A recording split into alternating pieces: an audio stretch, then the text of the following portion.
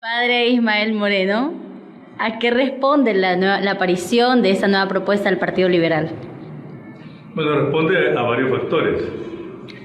Un factor que se va elevando como una hipótesis muy importante es la necesidad que hay en determinados sectores, tanto dentro del país como fuera, por buscar una alternativa a esa polarización que se ha establecido entre la alianza conformada por el Partido Libre, el Partido PAC y el Partido PIN, y por otro lado con Juan Orlando Hernández, con el Partido Nacional. Entonces, ante el desgaste del Partido Nacional y sobre todo con el involucramiento de muchos de sus líderes en negocios sucios como el narconegocio, y frente a la amenaza que puede significar, digamos, una posición más, llamémosle de izquierda, o por lo menos no controlada por parte de la alianza, entonces estaría buscando una especie de tercería, una especie de campo emergente, pues, y eso es lo que estaría pasando con el renacimiento, la reagrupación del Partido Liberal, no tanto por factores internos del Partido Liberal, sino también promovido por factores externos, y en este caso también algunos dicen con la venia o el impulso también de la Embajada de los Estados Unidos en Tegucigalpa. ¿Quién fue el mayor ganador en estas elecciones primarias?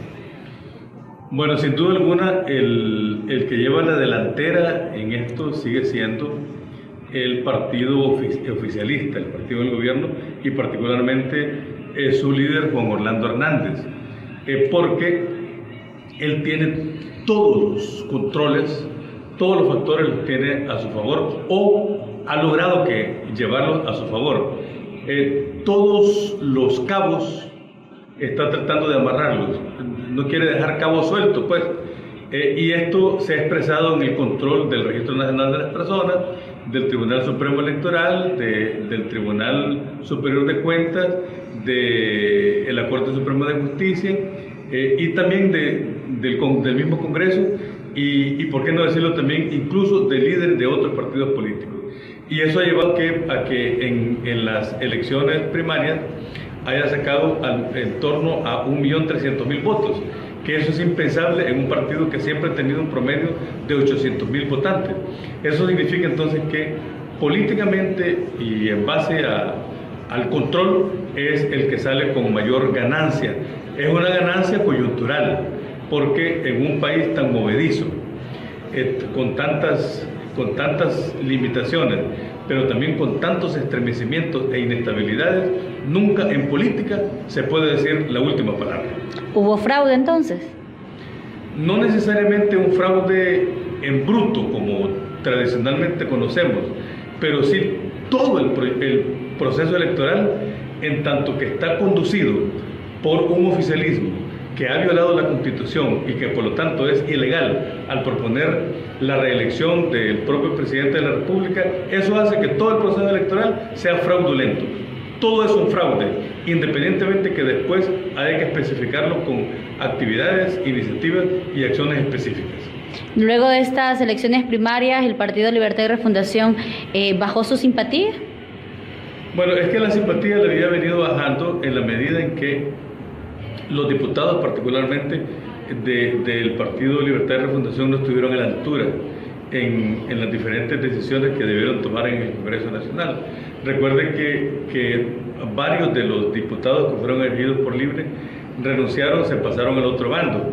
Y los diputados que siguen presentes ahí muchas veces le dieron más importancia a las negociaciones dentro del Congreso que la vinculación con los sectores que los llevó a ellos al Congreso Nacional. Es decir, ha habido un proceso de desgaste, de debilitamiento, pero también ha habido un proceso también de hacerlo aparecer como el malo de la película, con campañas oficialistas para presentarlos como que están unidos a las maras, como que son promotores de la violencia, como que son incluso terroristas. Entonces eso se ha evidenciado y ha quedado mostrado en los resultados electorales, en donde el número de votantes estuvo por debajo incluso que los del Partido Liberal. ¿Qué representa la alianza opositora? Bueno, representa una alternativa, en la medida en que en efecto sea alianza entre los tres partidos, pero que sobre todo que esa alianza opositora se abra a lo que algunos llaman un frente amplio opositor, que no sea solamente oposición electoral, sino sea oposición política ciudadana en contra de la dictadura. En relación con la primera pregunta sobre la corrupción en las elecciones primarias, yo creo que lo primero que hay que decir es que estas elecciones primarias se parecen mucho a las elecciones generales que se dan en el marco del golpe de Estado, porque existe una irregularidad en estas elecciones primarias y es la candidatura del presidente Juan Orlando Hernández, que constitucionalmente no está facultado para participar en las elecciones. En ese sentido, estas elecciones primarias tienen, digamos, ese tinte de ilegitimidad frente a la sociedad. Por otro lado, hemos escuchado que en los diferentes partidos que han participado en estas elecciones internas ha habido aparentemente actos que tienen que ver con inflar los votos para determinados candidatos, y eso en un país serio debería de ser investigado y resuelto por el Tribunal Supremo Electoral.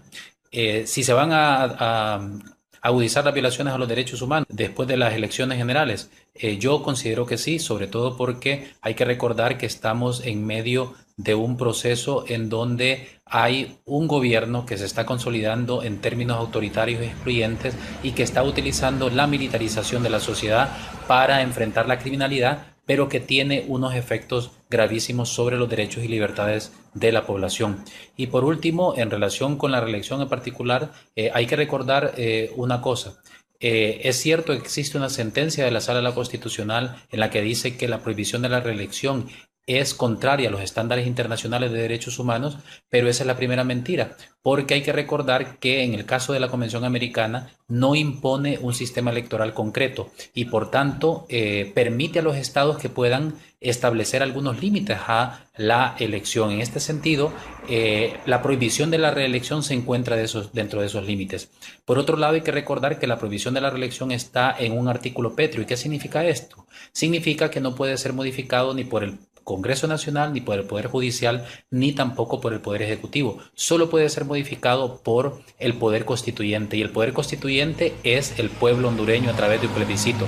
Por tanto, que 5 magistrados y magistradas de la Sala de lo Constitucional dijeran en una sentencia que la prohibición de la reelección es inaplicable, lo que está haciendo es suplantando la soberanía popular que reside en el pueblo hondureño. Y por otro lado, hay que recordar también que el artículo 4 plantea como obligatorio el principio de alternabilidad en el ejercicio de la presidencia. ¿Y eso qué significa? Significa que existe una obligación para que la presidencia de la República se alterne, y existe una prohibición para que la persona que está ostentando el cargo de presidente de la República en la actualidad no pueda presentarse. En este sentido, si aceptáramos que la reelección es legal, entonces eso significaría que todos los expresidentes de la República se podrían presentar a las elecciones, menos Juan Orlando Hernández, que tendría que esperar al menos 4 años de otro periodo presidencial para poder presentarse.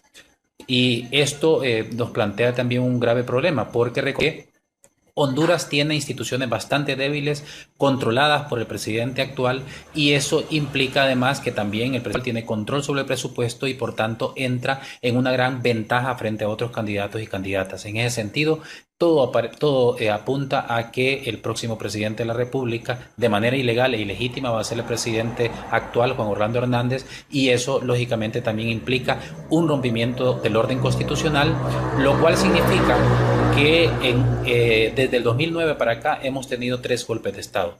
El golpe de Estado de 2009 contra el Poder Ejecutivo, el golpe de Estado contra el Poder Judicial cuando se destituyó de manera ilegal a 4 magistrados y magistradas de la Sala de lo Constitucional, y el golpe de Estado contra el Poder Constituyente porque se está reformando de manera ilegal un artículo que, de acuerdo con la Constitución, solo puede ser reformado por el pueblo hondureño.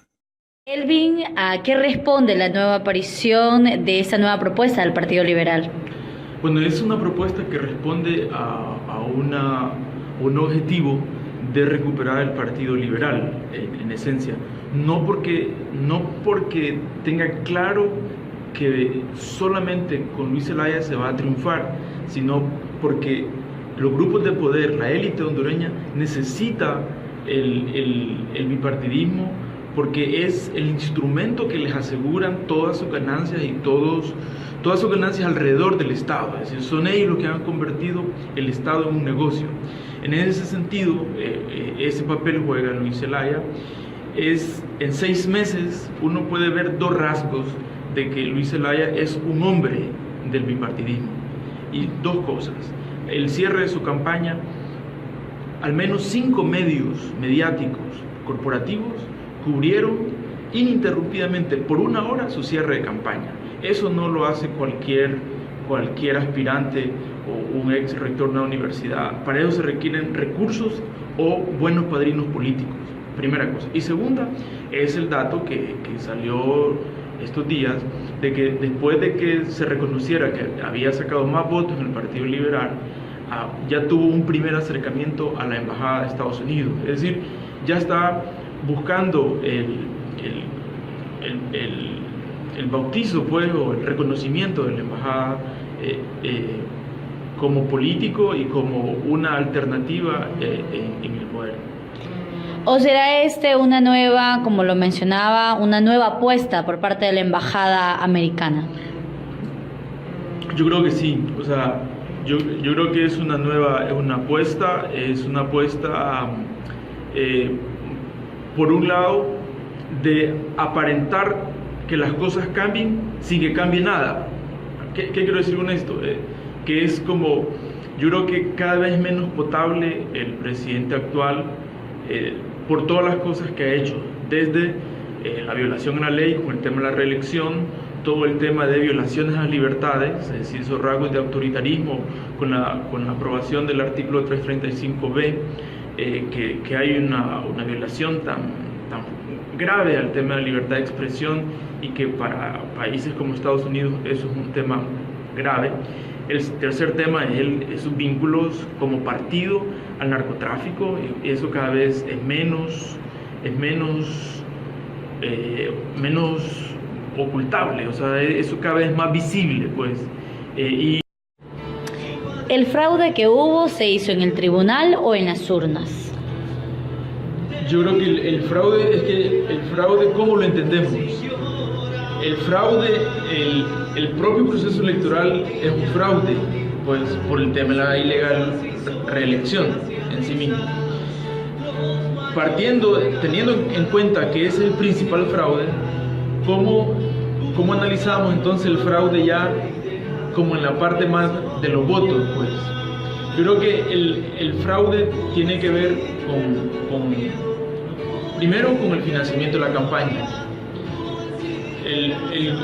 El Partido Nacional contó con todos los recursos para hacer el fraude antes del 12 de marzo. ¿Y eso qué significa? Que desde antes tenían diputados de otros partidos financiados desde el Partido Nacional. Ese ya es un signo de fraude. Otro signo de fraude es ir a entregar bolsas solidarias, ecofogones, 2 días antes del proceso electoral para decir, si usted no vota por el Partido Nacional, va a dejar de tener estos beneficios. Eso también es fraude electoral. Eso así hay que reconocerlo, pues. O, por ejemplo, fraude electoral es cuando el Partido Nacional ofrece 3.000, 5.000 empiras a una persona para decir, llévame 6 personas a votar por el Partido Nacional y tenés 3.000 empiras o 10.000 empiras. Eso también es fraude electoral. O sea, es decir, el fraude no solamente lo podemos limitar al conteo de los votos y a las actas, sino que el fraude es la parte más fuerte del fraude, se da previo al día de las elecciones. Si nos centramos en el día de las elecciones, entonces uno expresa varias formas. Primero es el tema de inflar las urnas, pues, es decir, que en una urna había, en el patrón electoral, ahí iban a votar 500 personas. Entonces, en la realidad fueron a votar 140. ¿Y qué hacían los del partido? Y eso ocurrió en los 3 partidos. Lo que hacían era llenar las 360 votos que faltaban y se las distribuían entre los candidatos. En el caso del Partido Nacional, pues era un solo candidato. Yo creo que eso estaba clarísimo.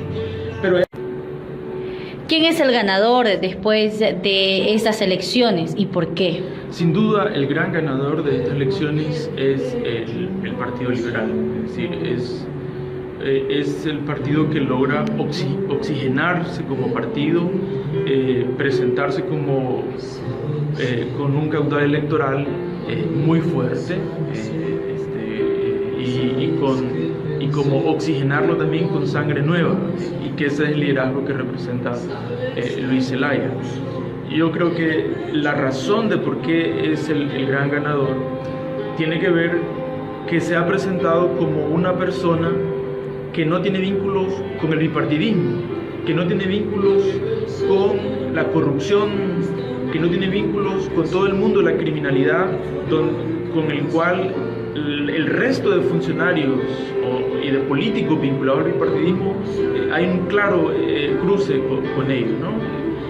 Ese es uno de los motivos, pero también es la razón de por qué ganan, es porque hay una apuesta, hay una inversión real en él. O sea, hay una inversión real de presentarlo como la novedad y de no cuestionar sus debilidades, sino presentar su fortaleza. Uno mira todas las entrevistas y todo el espectro mediático está resaltando todo aquello positivo de Luis Zelaya. Es decir, están construyendo el candidato, están construyendo la imagen, y por eso hay que estar atentos, que es una imagen, como decimos, que viene de la misma hacienda política, pues, porque en Honduras no podemos hablar de escuelas políticas, porque es más como haciendas políticas en términos de que los partidos se comportan a partir de los dueños del partido, a partir de los caudillos que hay en cada partido. En ese sentido, yo creo que Luis Zelaya tiene al menos el respaldo, la bendición y el apoyo económico de esos dueños del bipartidismo, tanto del Partido Nacional como del Partido Liberal y por supuesto de la Embajada de Estados Unidos. ¿Se puede hablar que en estas elecciones hubo fraude? Sin duda, pero creo que estas elecciones son las más fraudulentas de los últimos años. Los historiadores están comparando estas elecciones con las que ocurrieron en 1965 y en 1957, si no me equivoco, que son estas elecciones estilo Honduras. ¿Y dónde está la razón de estilo Honduras? Unas elecciones, primero, por el nivel de ilegalidad que caracteriza este proceso electoral. Estamos hablando de un presidente que se reelige en la más aberrante ilegalidad de la historia de este país. Y ese es como el primer dato. El segundo dato es que ese poder, esa autoridad y esa ley, digamos, que representa el presidente de la República, es la misma ley, es la misma autoridad que ha violado la ley con la reelección presidencial. Pero peor aún, esa misma ley y esa misma autoridad es la que va a vigilar o vigiló el proceso electoral. Esa misma autoridad y esa misma ley es la que le dio seguridad a todo el proceso electoral. Esa misma ley y esa misma autoridad es la que se encargó de revisar las actas en el Congreso Nacional. Por lo tanto, estamos hablando de un proceso ilegal de principio a fin. Es decir, ese es como el primer dato. El segundo dato que uno no puede reconocer es que el presidente, en el marco de esa reelección, lleva más de 3 años invirtiendo recursos del Estado para financiar su campaña. Estamos hablando que este proceso electoral para el presidente representa recoger la cosecha de 3 años de inversión en los programas de vida mejor. Por tanto, eso explica, pues, digamos, ese número de votos que son importantes, por supuesto. No es que representan todos los votos que sacó en el caso del Partido Nacional, porque obviamente se inflaron urnas, porque la intención en esencia de estas elecciones tenía que ver con dar un golpe importante del presidente a la oposición, un golpe moral en el sentido, miren que masivamente el pueblo hondureño salió a respaldar la candidatura de Juan Orlando Hernández, primero. Y segundo, el otro objetivo de este proceso electoral era darle un baño de legalidad con el proceso electoral a la ilegal reelección presidencial. Entonces, creo yo que votos que faltaban y se las distribuían entre los candidatos. En el caso del Partido Nacional, pues era un solo candidato. Y yo creo que eso estaba clarísimo. Pero hay otro elemento, que muchos de esos votos ya estaban llenados antes del 12. Lo que hicieron el 12 fue meterlos a las urnas. La diputada Gualdina, por ejemplo, del Partido Liberal, anunciaba que habían votos en cuatro barrios distintos con la misma letra, con el mismo color de pluma, y entonces que la misma persona había llenado esos votos. Pero otra explicación del fraude, otra manera de ver el fraude es que habían personas encargadas de la mesa que el Partido Nacional, donde hay más testimonios, llegó a ofrecer 10.000 empiras al encargado de la mesa para que le entregara el acta, para manipular el acta electoral. Entonces, eso también es fraude electoral. ¿Cuánto tiempo queda? Porque ya más de 2 minutos. Usted habla de que hubo fraude en los tres partidos. ¿Esto baja la simpatía de mucha gente con el Partido de Libertad y Refundación?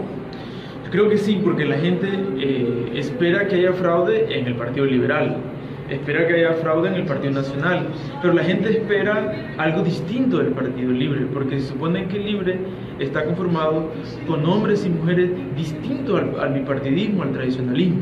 Por eso hay un desencanto y un descontento mayor en el Partido Libre, por un lado. Pero por otro lado también hay que tenerlo presente, es que hay todo un montaje mediático para resaltar esos errores o ese fraude en Libre. Es decir, hay un montaje mediático para eso, porque en el Partido Liberal hubo fraude y quizás más que en Libre, pero nadie habla de ese fraude en el Partido Liberal. En el Partido Nacional hubo, por supuesto, más fraude que en Libre, pero tampoco nadie habla del Partido Nacional. Más bien, ¿qué es lo que dicen las corporaciones mediáticas sobre ello? Es que el Partido Nacional se consolidó como partido. ¿Qué dicen del Partido Liberal? Que tuvo un salto, que se recuperó como fuerza, como segunda política, pues. ¿Qué papel juega la alianza de oposición? Yo creo que la alianza viene un momento y hay que esperar lo que va a pasar en las próximas 3-4 semanas, porque la alianza, digamos, tiene varios caminos. Está la alianza original que se había planteado entre Libre, PAC y Pino, digamos, y que es una alianza que sigue firme, pues, y que tiene potencial real. Todo dependerá de qué estrategia utilicen para ver cuáles son las fortalezas de la alianza, también de ver cuáles son aquellas oportunidades que le ofrece esta coyuntura política a la alianza, y también para ver cuáles son aquellos actores que están alrededor de ellos, que pueden ser grandes aliados en este momento, en esta coyuntura política. Y dependerá, por tanto, de la estrategia que utilice la alianza para impulsar el proyecto. Pero también la alianza, uno puede ver varios escenarios después del proceso electoral. Entonces uno puede ver esa alianza entre la tradición o entre la alianza primera, pues, pero con Luis Zelaya se abre la posibilidad de nuevas alianzas. Una alianza puede ser de el Partido Liberal con Libre. Esa es una posibilidad real de que ocurra. Otra alianza puede ser del Partido Liberal con PAC. Ese es otro escenario que hay. Y cada uno de esos escenarios tiene sus tiempos. Otro escenario es Luis Zelaya del Partido Liberal, siendo él la cabeza, hace alianza con PAC y con Libre, pero llevando la conducción el Partido Liberal de la alianza. Y lo mismo uno puede verlo del PAC, es decir, que PAC lleva la conducción de la presidencia y el Partido Liberal y Libre se suman al proyecto. Y también una alianza en que Libre lleva la cabeza y Luis Zelaya, el Partido Liberal y PAC se suman. Son los posibles escenarios. Unos, por supuesto, son más viables que otros, pero pongo los tres escenarios de las posibilidades de alianza que tenemos en estas próximas 4 semanas.